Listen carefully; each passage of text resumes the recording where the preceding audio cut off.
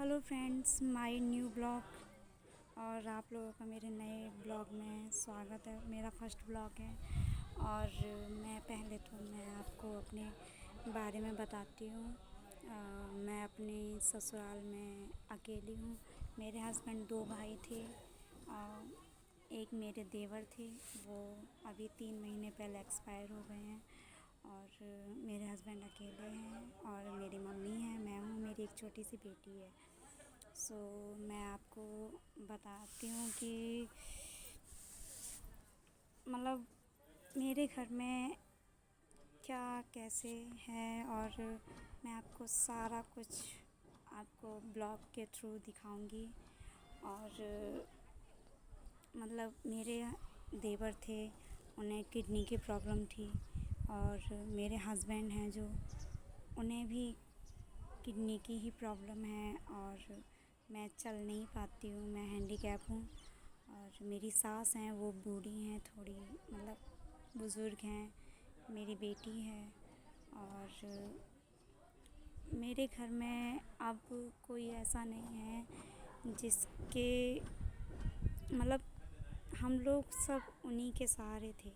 मेरे देवर थे, उन्हें दिक्कत ज़रूर थी, लेकिन वो हम सब लोगों का सहारा थे। और कोई प्रॉब्लम होती थी हमें या उन्हें, तो फिर वो सब कुछ संभाल लिया करते थे।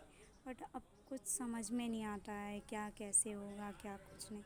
अब क्या कर सकते हैं, भगवान को जो मंज़ूर था अब करेंगे तो सब कुछ, लेकिन सब अब भगवान के ऊपर है। और जैसे ज़िंदगी कटेगी वैसे काटेंगे। पर ये है, अब रोने से क्या फ़ायदा, जो होना था वो हो चुका है।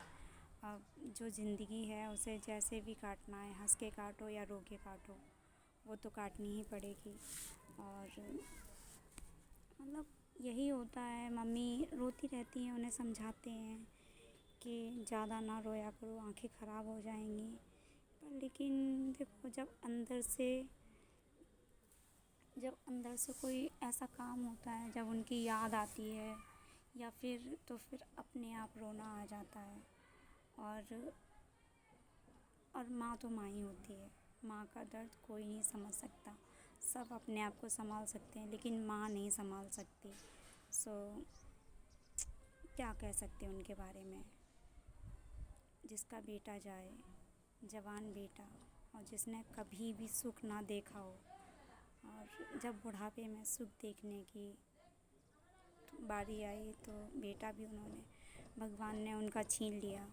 तो फिर उस माँ पे क्या बीत सकती है और क्या बीतती है, मैं समझ सकती हूँ, पर क्या करूँ, कुछ कह नहीं सकती। हाँ, मेरा भी बहुत साथ देते थे।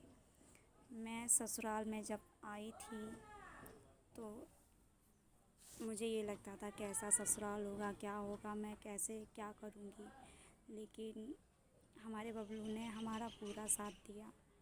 मुझे कभी भी ये नहीं लगा कि मैं ससुराल में हूँ।